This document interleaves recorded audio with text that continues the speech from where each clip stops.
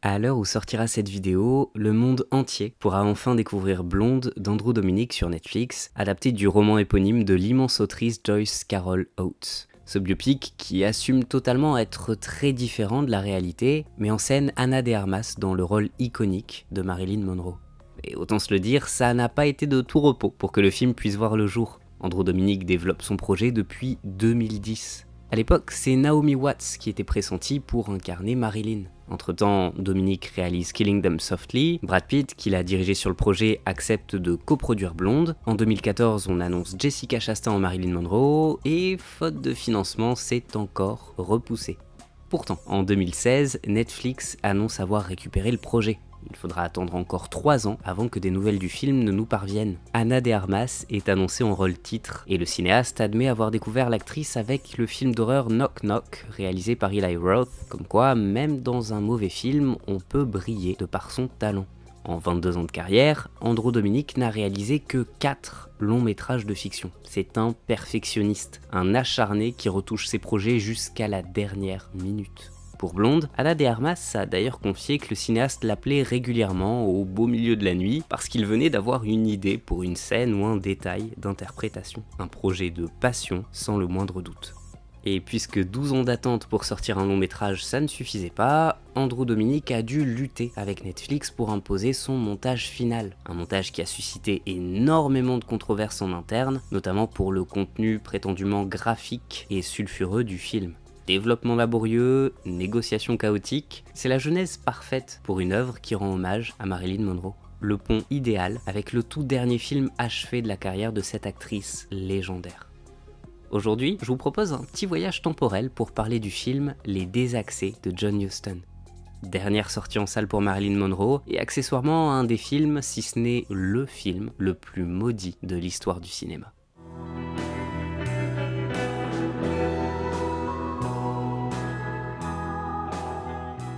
Tout commence à la fin des années 50. Idole du cinéma hollywoodien, Marilyn Monroe est déjà un sex symbole unique à cette époque. Une superstar qui a même été capable de faire plier la 20th Century Fox en 55 suite au triomphe de 7 ans de réflexion. Elle négocie un salaire plus élevé, mais aussi un droit de regard sur le scénario, le réalisateur et même le directeur de la photographie de chacun de ses films. Là où d'innombrables actrices tueraient pour une telle popularité, Marilyn Monroe est frustrée. Elle se trouve trop souvent limitée au rôle de belle et cervelée et veut faire ses preuves dans un grand rôle dramatique qui achèvera de conquérir les critiques les plus exigeants en plus du public. 2 ans après 7 ans de réflexion, elle retrouve le cinéaste Billy Wilder pour tourner la future comédie culte Certains l'aiment chaud. Enceinte au début du tournage, l'actrice ne s'intéresse que très peu au projet. Elle a toujours détesté le film et ce, qu'importe le succès a posteriori. Le 1er août 1957, le tournage est interrompu. Marilyn Monroe fait une fausse couche. Lorsque les médecins lui apprennent qu'elle ne pourra jamais avoir d'enfant, l'actrice est psychologiquement détruite. C'est cette douleur infinie, mêlée à la rage de ne pas être reconnue à la hauteur de son talent, qui poussera son mari, l'auteur Arthur Miller, à adapter en scénario une nouvelle qu'il avait écrite quelques années plus tôt, suite à un séjour dans le Nevada. Cette histoire, selon lui, traitait de l'indifférence. Il déclarait ainsi « Nous étions effarés par notre impuissance à contrôler nos existences. Et le Nevada représentait simplement le lieu parfait pour illustrer notre perte collective. Les Désaxés venaient de naître. » Une œuvre qui naissait dans la souffrance, le chaos, mais se voulait être un cadeau. Miller en était persuadé, ce scénario-là offrirait à son épouse le plus grand rôle dramatique de sa carrière. Ce qu'il ignorait, c'est qu'il venait d'enclencher une série d'événements infernaux et que le film allait détruire tous ceux qui s'y associeraient. Pourtant, tout semblait parfait sur le papier, trop parfait même. John Huston, un des rares cinéastes que Marilyn Monroe appréciait profondément, notamment parce qu'elle sentait qu'il la respectait et ne la traitait pas comme une diva, accepte immédiatement de réaliser le film après avoir lu le scénario de Miller. Who's helped you most in your movie career, Marilyn? Well, a number of people have contributed greatly. I think when John Huston... Et inutile de rappeler à quel point Huston, c'est une institution du grand cinéma hollywoodien. Moby Dick, l'Odyssée de l'African Queen, Le Faucon Maltais, avant de faire ce film, sa filmographie débordait déjà de grands classiques. Au passage, la présence de Huston va finir de convaincre Marilyn de jouer dans le film. À l'origine, elle hésitait car ce personnage profond et tragique lui ressemblait à tel point que cela suscitait un vrai malaise chez elle. Côté casting, Marilyn Monroe sera entourée de grandes stars en position délicate. En particulier l'immense Clark Gable. Légende du cinéma américain, Gable traversait une période complexe dans sa carrière. Le moment d'assumer son âge à l'écran et de se renouveler. Il sortait tout juste de La vie à belles dents et s'est arrivé à Naples, 2 flops au box-office tièdement reçus par la presse. Pour lui, ce projet colossal est la chance absolue de rappeler qu'il est une immense star.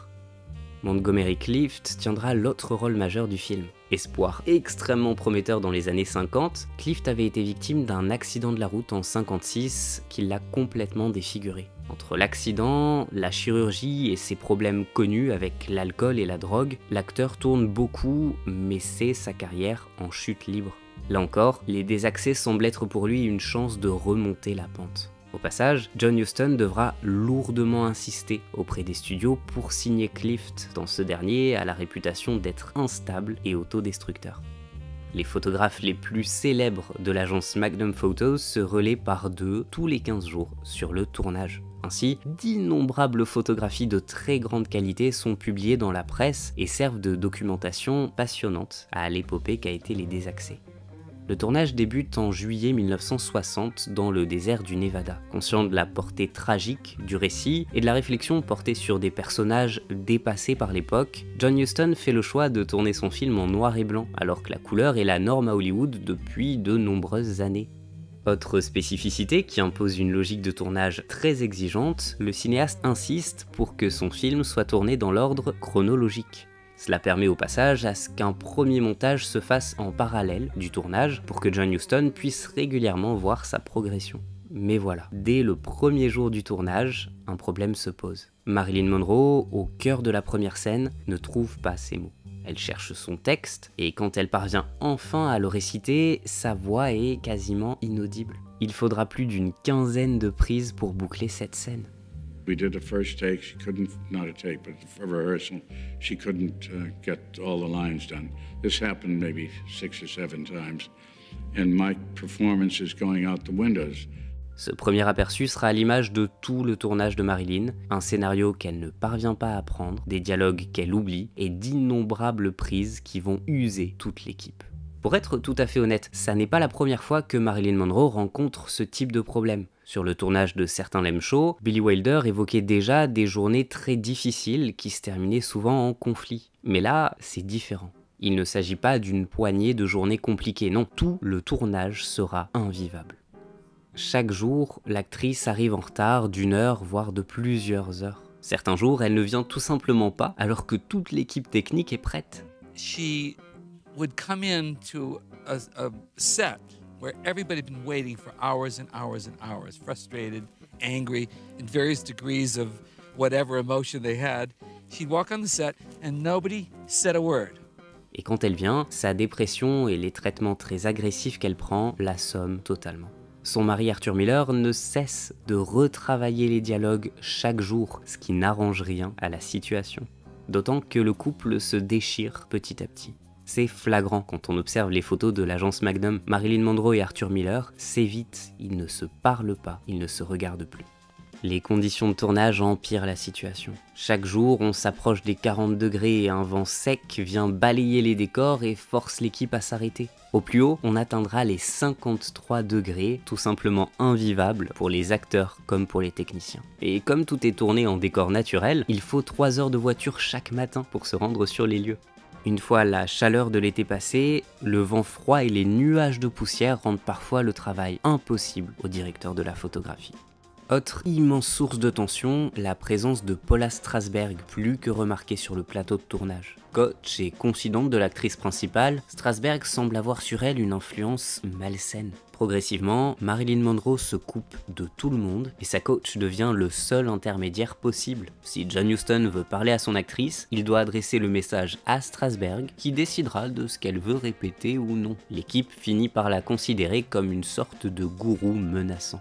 Mais Marilyn Monroe n'est pas la seule à sombrer. John Huston passe des nuits entières à se ruiner au casino du coin, pendant que Montgomery Clift replonge lui aussi dans ses addictions. Sur le tournage, Marilyn Monroe aurait ainsi déclaré à propos de Montgomery Clift « C'est le seul être qui soit encore plus perdu que moi ». À peine un mois après le début du tournage, Marilyn Monroe est hospitalisée en urgence à Los Angeles suite à son état de dépression qui ne fait qu'empirer. Elle y passera près de 2 semaines. Et malheureusement, à son retour, rien ne va mieux. Les mêmes oublis de dialogue, la même absence sur les plateaux, le même déchirement dans son couple et par rapport à tout le reste de l'équipe. Face au chaos ambiant, Clark Gable se donne corps et âme pour le film.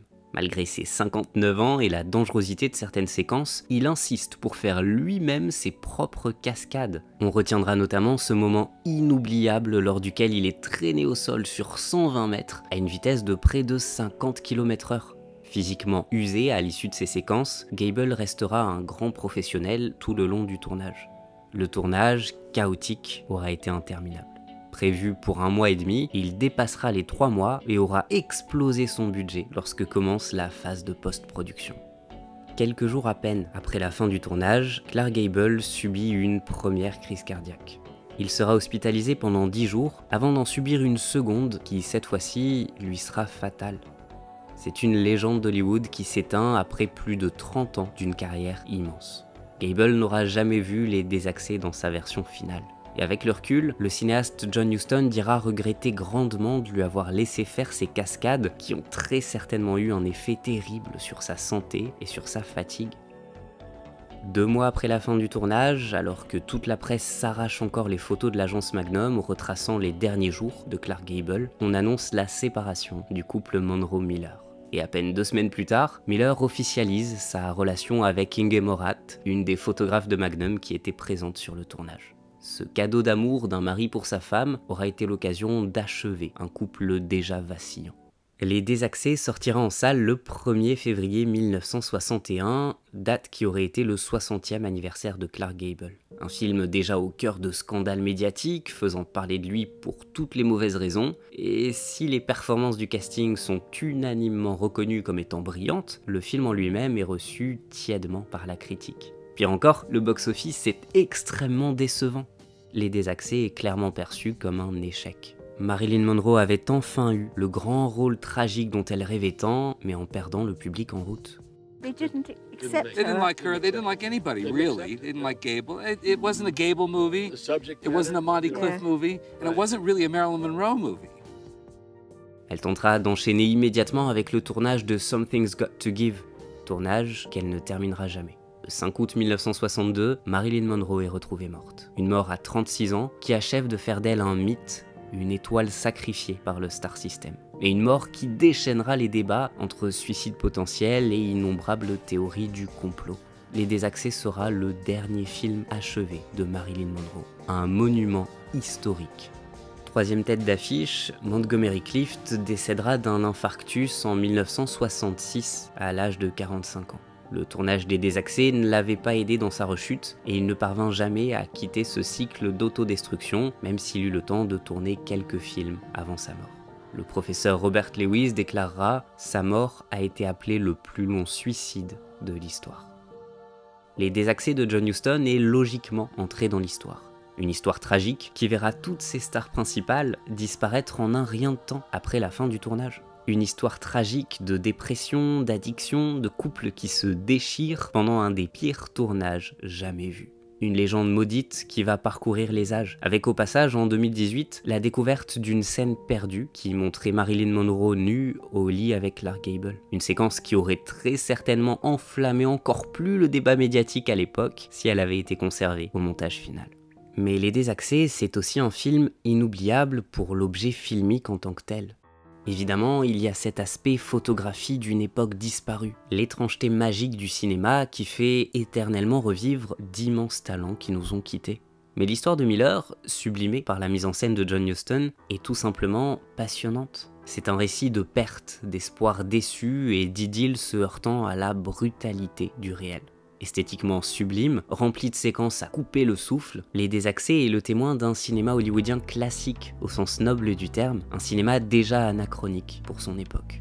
et donc paradoxalement encore plus raccord avec son propos dans tout ce qu'il incarne symboliquement sur le fond et la forme.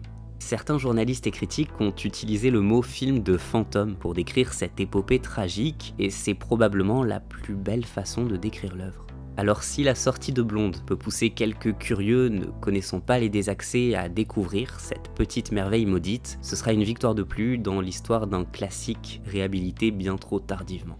J'espère que ce récit un peu à part vous aura intéressé, voire même donné envie de voir les désaccès si vous ne l'avez pas vu, et on se dit à très bientôt pour une prochaine vidéo.